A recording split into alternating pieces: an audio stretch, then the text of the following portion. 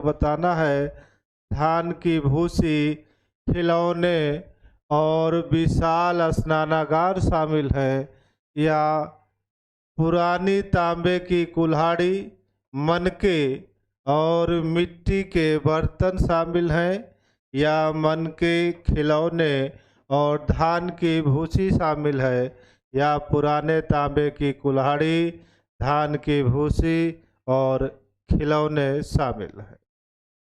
तो रंगपुर की खुदाई में जो सामग्री मिली हुई है उनका चार्ट है, और उसी सामग्री में से आपको बताना है कि कौन कौन सी सामग्री मिली है रंगपुर की खुदाई से। मेरे ख्याल से आप लोग आंसर दे चुके होंगे, आ भी चुका होगा। देखिए, रंगपुर की खुदाई से पुराने तांबे की कुल्हाड़ी मिली है, ये बात सही है। रंगपुर से धान की भूसी भी मिली है, ये भी सही है। और रंगपुर से खिलौने भी प्राप्त किए गए हैं। तो इस प्रकार से रंगपुर से पुराने तांबे की कुल्हाड़ी, धान की भूसी और खिलौने भी प्राप्त हुए हैं। इसका सही आंसर क्या होगा? ऑप्शन डी होगा।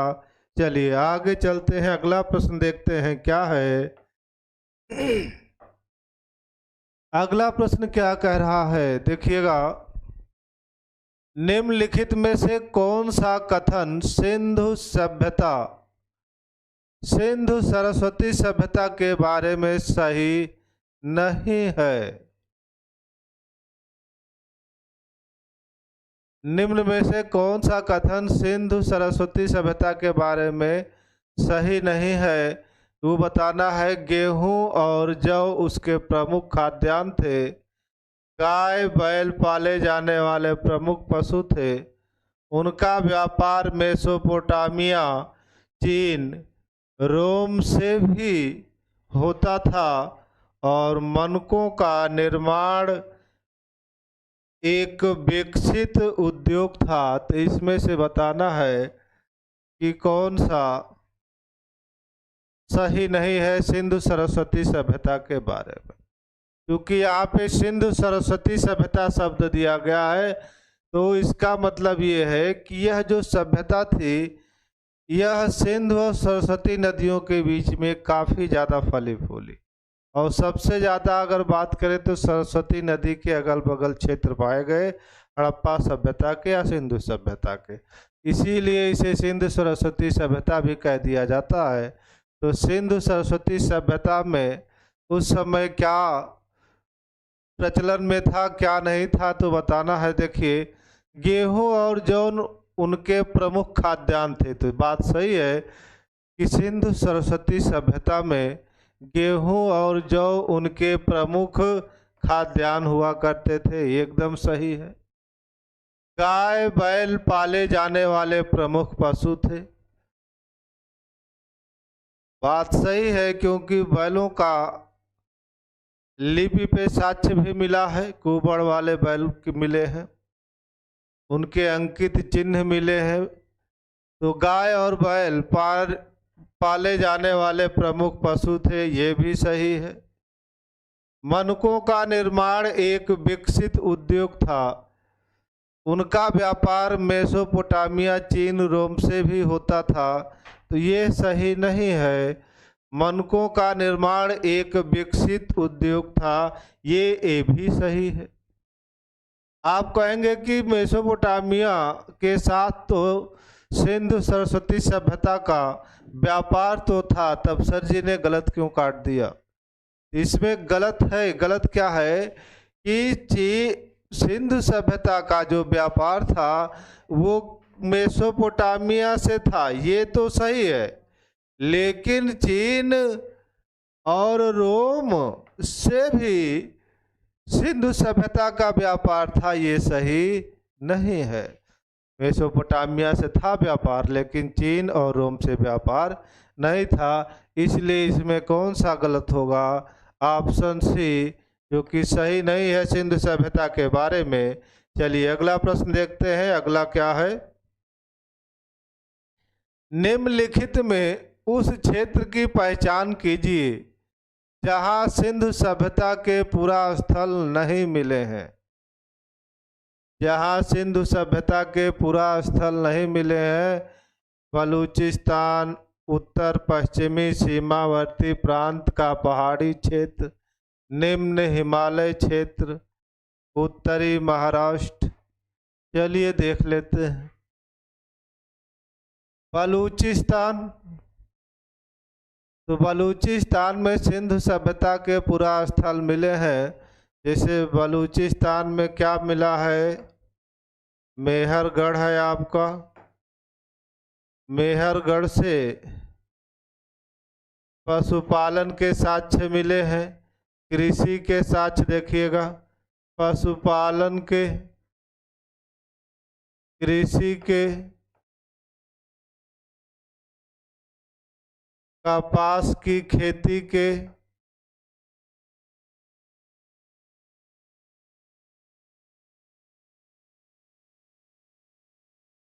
पालतू भैंस पालने के साक्ष्य,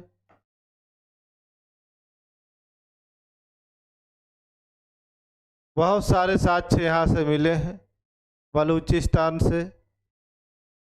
आगे देखते हैं उत्तर पश्चिमी सीमा प्रांत का पहाड़ी क्षेत्र। उत्तर पश्चिमी सीमा प्रांत का पहाड़ी क्षेत्र यहाँ से भी मिले हैं। जैसे कालीबंगा इसमें आएगा, राजस्थान वाले क्षेत्र की बात कर रहा है ये। निम्न हिमालय क्षेत्र उत्तरी महाराष्ट्र, उत्तरी महाराष्ट्र में नेवासा है, यहाँ से भी साक्ष्य मिले हैं, कई सारे हैं। तैमाबाद है, यहाँ से मिले हैं। निम्न हिमालय क्षेत्र, यहाँ से हड़प्पा सभ्यता के साक्ष्य नहीं मिले हैं, इसलिए इसका सही आंसर क्या होगा, ऑप्शन सी। ध्यान दीजिएगा आप लोग प्रश्नों पर। अगला प्रश्न क्या कह रहा है कि प्रसिद्ध सिंधु नदी की निम्नलिखित में से कौन सी सहायक नदियां अफगानिस्तान में अवस्थित हैं। पूछ रहा है कौन सी सहायक नदियां अफगानिस्तान में स्थित थी या अवस्थित थी, उसमें से कौन होगा ये आपको बताना है। हरिरुद, कुभा, क्रम्मू या बीतस्ता। और सही विकल्प चुनना है तो कौन कौन सी नदियां अफगानिस्तान में थी ये आपको चयन करना है। तो कुभा, जिसे काबुल भी कहा जाता है, काबुल नदी, क्रम्मू, ये दोनों तो आप लोग जानते हैं। अब दिक्कत है कि हरिरुद और बीतस्ता में। बीतस्ता चिनाब नदी को कहा जाता है। तो हरिरुद, कुभा, क्रम्मू और बीतस्ता,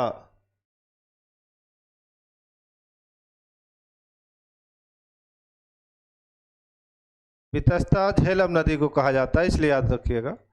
हरिरुद, कुभा, क्रम्मू एवं बीतस्ता, इसमें से कौन कौन से अफगानिस्तान में थी, तो हरिरुद भी था, इसलिए विकल्प इसका कौन सा सही होगा, केवल 1, 2 और 3। हरिरुद, कुभा और क्रम्मू ये नदियां अफगानिस्तान में बहती थी।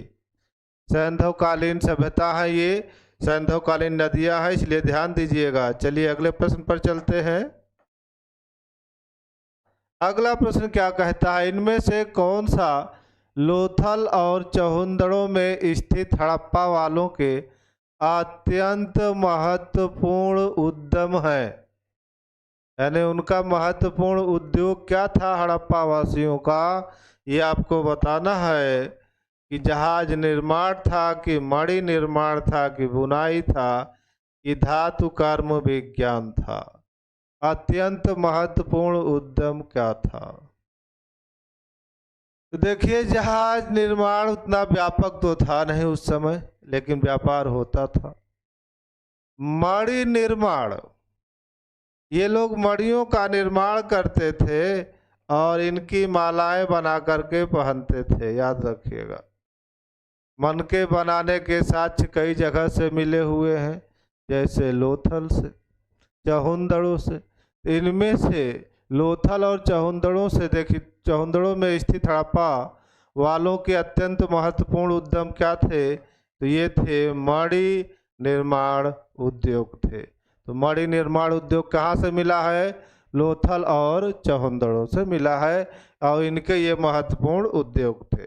चलिए आगे चलते हैं। अगला प्रश्न देखते हैं क्या है। हड़प्पा सभ्यता की पहली खगोलीय पर्यवेक्षणशाला निम्नलिखित में से किस प्राचीन भारतीय स्थल पर पाई गई? हड़प्पा सभ्यता की पहली खगोलीय पर्यवेक्षणशाला की बात पूछ रहा है कि निम्न में से किस प्राचीन स्थल पर पाई गई है? चहुंदड़ों में, कि रोपण में, कि दैमाबाद में, कि धौलावीरा में? बताना है आपको। चहुंदड़ों पाकिस्तान में पड़ता है, रोपण पंजाब में पड़ेगा, दैमाबाद महाराष्ट्र में। धौलावीरा गुजरात में पड़ता है। तो कहाँ से खगोलीय पर्यवेक्षणशाला मिला है? देखिए, जो धौलावीरा है ये गुजरात में है। धौलावीरा का अर्थ क्या है? तो इसका अर्थ होता है सफेद कुआं। सफेद कुआं धौलावीरा का अर्थ होता है। धौलावीरा से देखिएगा बांध निर्माण के साक्ष्य पाए गए हैं। बांध निर्माण के साक्ष्य पाए गए हैं, ये चीज याद रखिएगा।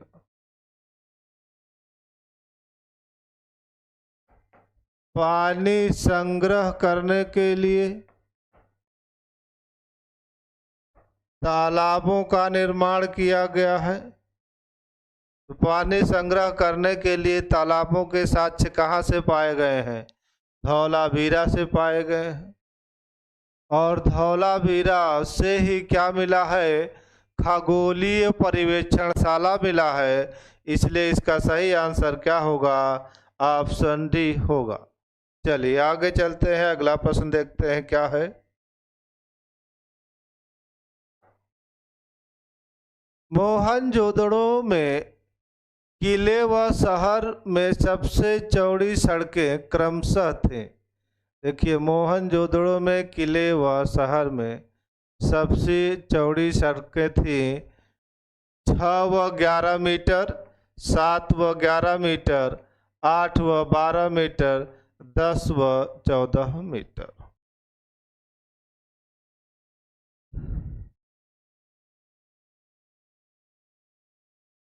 मोहनजोदड़ो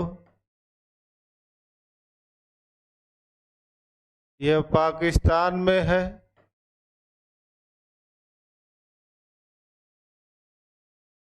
और किस नदी के किनारे? तो सिंध नदी के, ये याद रखिएगा। मोहनजोदड़ो की खुदाई सर्वप्रथम किसने कराई थी? तो राखलदास बनर्जी ने। और खुदाई कब हुई थी? 1922-23 में। और मोहनजोदड़ो में देखिएगा सबसे बड़ी विशेषता क्या है? यहाँ की जो सबसे बड़ी विशेषता है वो है क्या?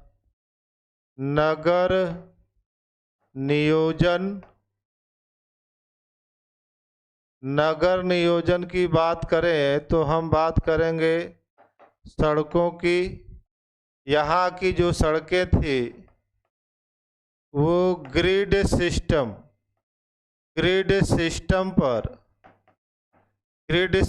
पर आधारित थी। ग्रिड सिस्टम का मतलब है जाल पद्धति। और जाल पद्धति पर यहाँ की सड़कों का निर्माण किया गया था। जाल पद्धति में देखिएगा ऐसे यहाँ की सड़कों से प्रश्न पूछा जाता है कि ये सड़कें एक दूसरे को किस कोण पर काटती थीं, तो समकोण पर काटती थीं। ये सड़कें एक दूसरे को समकोण पर काटते थे। इन सड़कों में एक मुख्य सड़क होती थी जिसे राजपथ कहा गया है। तो राजपथ के साक्ष्य कहाँ से मिले हैं, तो ये याद रखिएगा, मोहनजोदड़ो से। ये सबसे चौड़ी सड़क मानी जाती थी और उसी की चौड़ाई पूछा गया है कि सबसे चौड़ी सड़क मोहनजोदड़ो में कितने मीटर की थी। और इस सबसे इम्पॉर्टेंट बात यह है कि यहाँ जो सड़कें थे, सड़कों के किनारे जो घर बने होते थे, इन घरों के दरवाजे मुख्य सड़क पर न खुल करके गलियों में खुलते थे। इसका सिर्फ एक ही अपवाद है, लोथल। वहाँ के जो घर बने हैं वो गलियों में न खुल करके मुख्य सड़क की ओर उनके दरवाजे खुलते हैं। बाकी सिंधु सभ्यता के लगभग सभी स्थलों की विशेषता है कि जो घर थे वो मुख्य सड़क पर न खुल करके उनके दरवाजे गलियों में खुलते थे। चलिए, तो सबसे चौड़ी सड़क कहाँ मिली? राजपथ। ये कहा गया जिसे मिली है मोहनजोदड़ो से, और जिसकी चौड़ाई कितनी थी, तो 7 से 11 मीटर थी। ये आपका ऑप्शन सही होगा। चलिए आगे चलते हैं। किस पुरा स्थल के दुर्ग में 7 अग्निकुंड प्राप्त हुए हैं? अब आपको बताना है। 7 अग्निकुंड हड़प्पा से मिले कि मोहनजोदड़ो से कि लोथल से कि कालीबंगा से?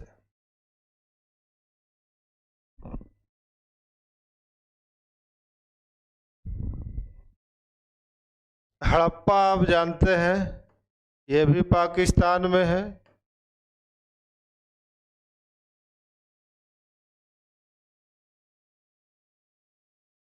मोहनजोदड़ो ये भी पाकिस्तान में है। लोथल कहाँ पड़ेगा? तो ये आपका गुजरात में। कालीबंगा कहाँ पड़ेगा? तो ये पड़ेगा राजस्थान में।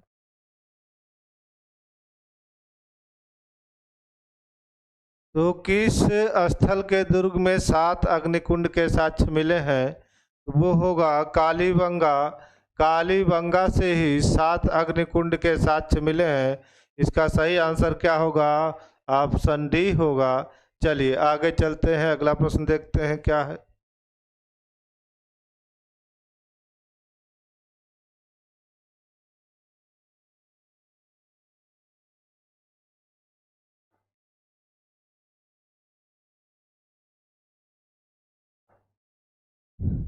निम्नलिखित पुरातात्विक स्थलों में से कहां पर जल भंडार का साक्ष्य पाया गया है? जल भंडार का साक्ष्य कहां से पाया गया है, ये पूछ रहा है। बताना है आपको। लोथल से पाया गया है कि कालीबंगा से कि बनावली से कि चहुंदड़ो से? स्थान के नाम याद रखिएगा, पूछा भी जाता है। लोथल कहाँ है? गुजरात में। कालीबंगा राजस्थान में। बनावली हरियाणा में। चहुंदड़ो पाकिस्तान में। तो यहाँ से किस में जल भंडार के साक्ष्य पाए गए हैं, किस स्थल से? तो देखिएगा, लोथल गुजरात में है।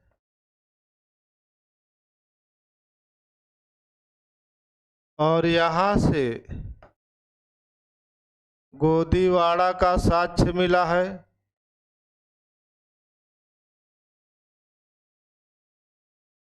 गोदीवाड़ा को हम डाक यार्ड भी कहते हैं, या इसी को हम कह देते हैं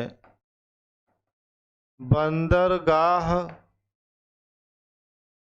तो बंदरगाह कहाँ होगा? जहाँ पानी होगा और उस पानी को व्यापारिक जहाजों के लिए प्रयोग किया जाए। ऐसी व्यवस्था कहाँ पाई गई? लोथल में पाई गई। तो उस जल का प्रयोग व्यापारिक जहाजों के लिए किया गया, तो जल का प्रबंधन भी सही करना था। तो ऐसा सबसे अच्छा प्रबंधन जल भंडार का कहाँ मिला है? लोथल से मिला है। तो इसका सही आंसर क्या होगा? ऑप्शन ए इसका सही आंसर होगा। चलिए आगे चलते हैं। अगला प्रश्न क्या कह रहा है देखिएगा। हड़प्पा सभ्यता की वह कौन सी विशेषता थी जो समकालीन अन्य सभ्यताओं में ज्ञात नहीं है? हड़प्पा सभ्यता की पूछ रहा है, वह कौन सी विशेषता थी जो उसके समकालीन अन्य सभ्यताओं में ज्ञात नहीं है? सूती कपड़ा, विशालकाय भवन, घिया पत्थर की मोहर, हकीक के मन के। बताइए इसके समकालीन कौन सी सभ्यता थी? जैसे मेसोपोटामिया की सभ्यता थी, मिस्र की सभ्यताएं थी, ये सब सभ्यताएं विकसित हो रही थी। सुमेरियन सभ्यता थी। तो वहाँ पर इस सभ्यता की जो समकालीन सभ्यताएं चल रही थी विश्व में, कौन सी विशेषता ऐसी थी हड़प्पा सभ्यता की कि जो अन्य सभ्यताओं में नहीं पाई गई? देखिए हर जगह पाए गए हकीक के मन के हर सभ्यता में थे। घिया पत्थर के मुद्राएं भी हर सभ्यता में मिली हैं। विशालकाय भवन भी सभ्यता में मिली हैं जो समकालीन थी सभ्यता हड़प्पा सभ्यता के। सूती कपड़े हर सभ्यता में नहीं मिले हैं। ये सबसे प्रमुख विशेषता किस सभ्यता की है? तो ये है सिर्फ हड़प्पा सभ्यता की। तो हड़प्पा सभ्यता की वह सूती कपड़ा की विशेषता है जो उसके अन्य समकालीन सभ्यताओं में नहीं पाई गई। चलिए आगे चलते हैं, अगला प्रश्न देखते हैं क्या है।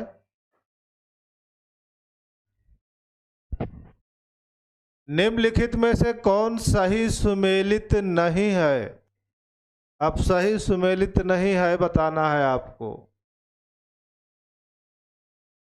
राखी गढ़ी मध्य शहर, हड़प्पा समाधान एच, मोहनजोदड़ो समाधान R37, कालीबंगा पुरुष और स्त्री का युगल समाधान।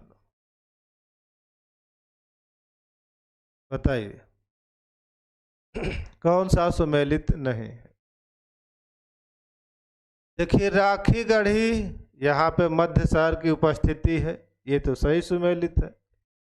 हड़प्पा से समाधान एच मिला है, ये भी सही है।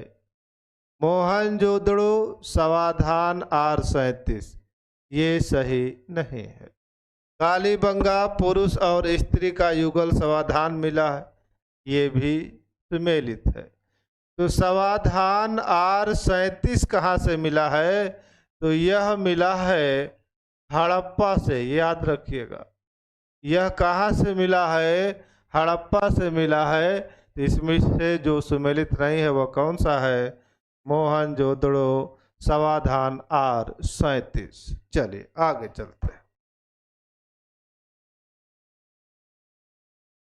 सूची 1 में उल्लिखित स्थलों को सूची 2 में उल्लिखित तथ्यों से सुमेलित कीजिए तथा सूचियों के नीचे दिए गए कूट में से सही विकल्प का चयन कीजिए। यह आपको विकल्प का चयन करना है और सूची दी गई है। चलिए देखते हैं कौन किससे संबंधित है कौन नहीं है। हड़प्पा से समाधान के साक्ष्य पाए गए हैं। सही है कि हड़प्पा से समाधान के साक्ष्य पाए गए। लोथल से गोदीवाड़ा का साक्ष्य सही है। लोथल से गोदीवाड़ा का साक्ष्य मिला है। कालीबंगा से नर्तकी की आकृति न कालीबंगा से नर्तकी की आकृति नहीं मिली है। मोहनजोदड़ो से जुता हुआ खेत नहीं, ये भी इससे सुमेलित नहीं है। तो सही आंसर क्या होगा इसका? इसका सही आंसर होगा हड़प्पा, समाधान लोथल, गोदीवाड़ा, यानी ए और बी दोनों सही हैं, बाकी सुमेलित नहीं है। कालीबंगा से देखिएगा, कालीबंगा से क्या मिला है? तो इससे मिला है जुता हुआ खेत। और मोहनजोदड़ो से क्या मिला है? एक नर्तकी की आकृति मिली हुई है। चलिए आगे चलते हैं।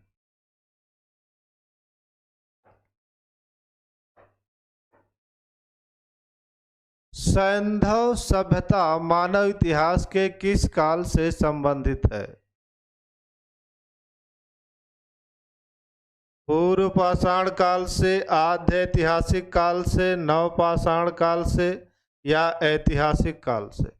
किससे संबंधित है सैंधव सभ्यता, ये बताना है आप।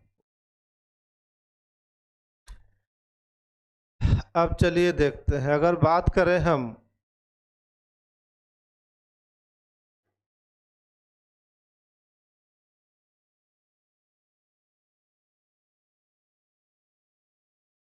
प्राचीन इतिहास की, भारत के परिप्रेक्ष्य में देख रहे हैं इसे, प्राचीन इतिहास को, प्राचीन इतिहास को 3 भागों में बांटा गया है। याद रखिएगा, 3 भागों में।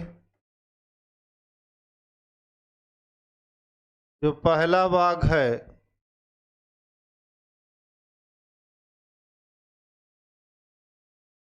उसे कहते हैं प्रागैतिहासिक, प्रागैतिहासिक काल, प्रागैतिहासिक काल कहते हैं। दूसरा जो कालखंड है उसे आद्य ऐतिहासिक, आद्य ऐतिहासिक काल कहते हैं। और तीसरा जो कालखंड है इसे हम ऐतिहासिक कालखंड कहेंगे,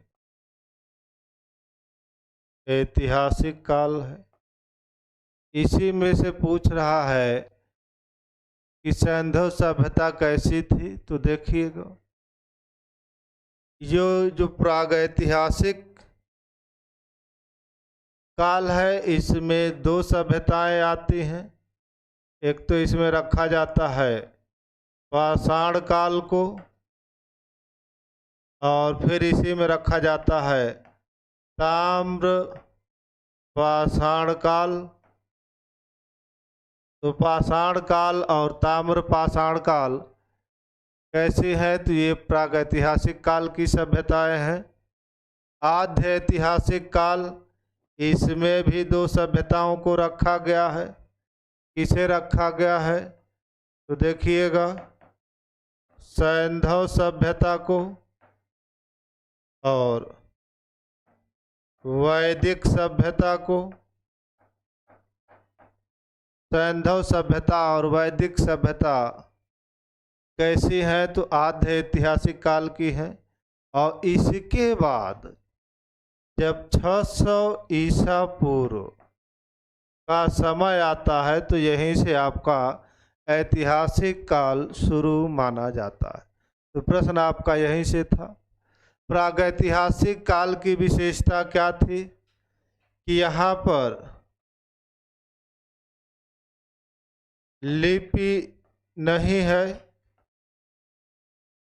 लिखित साक्ष्य नहीं है, लिखित साक्ष्य नहीं है, मानव को पढ़ना लिखना नहीं आता, उनको लिखने का ज्ञान नहीं है।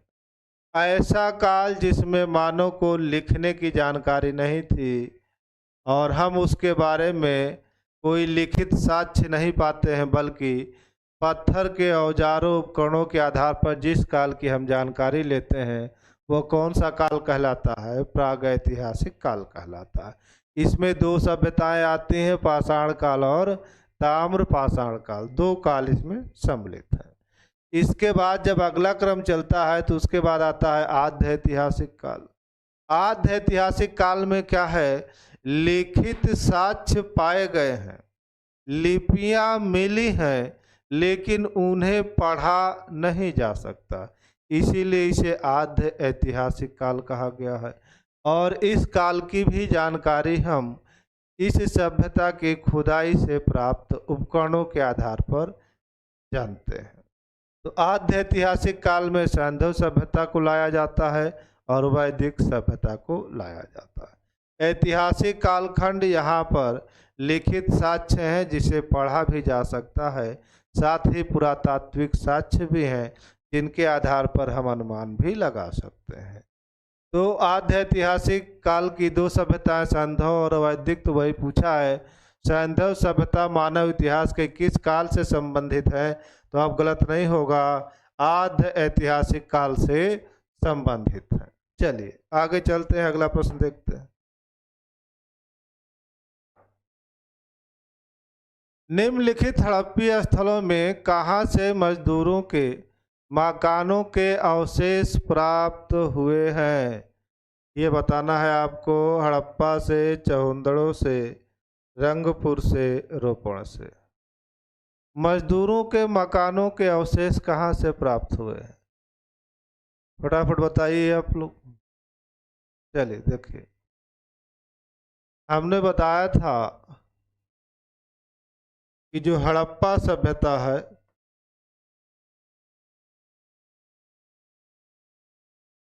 इसकी एक प्रमुख विशेषता क्या थी? टीलों की। और टीले दो होते थे, एक होता था पश्चिमी टीला, एक होता था पूर्वी टीला।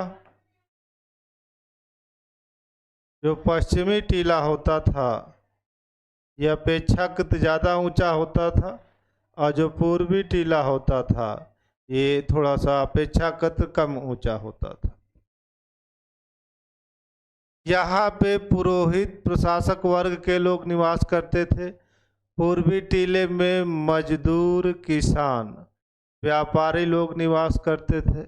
अब इनके रहने के आवास के साक्ष्य स्पष्ट रूप से वहाँ भी मिले हैं और पश्चिमी टीला पर भी मिला है। और पश्चिमी टीले के ऊपर एक यफ टीला था, वहीं से मजदूरों के रहने के मकानों के साक्ष्य मिले हैं। यह विशेषता कहाँ की है? यह विशेषता है हड़प्पा की है। तो कहाँ से मजदूरों के मकानों के अवशेष प्राप्त हुए हैं? हड़प्पा से प्राप्त हुए। चलिए आगे देखते हैं, अगला प्रश्न क्या है। हड़प्पा संस्कृति के किस निम्नलिखित स्थल पर रक्षा प्राचीरों से निचले नगर के भी घिरे होने का स्पष्ट साक्ष्य है? चलिए बताइए। हड़प्पा, मोहनजोदड़ो की कालीबंगा? हड़प्पा संस्कृति के किस स्थल पर रक्षा प्राचीरों से निचले नगर के घिरे होने का भी साक्ष्य मिला है? तो निचले नगर के घिरे होने का साक्ष्य देखिए हड़प्पा से नहीं मिला, मोहनजोदड़ो से भी नहीं मिला। कहाँ से मिला है? कालीबंगा से। इसका सही आंसर क्या होगा? कालीबंगा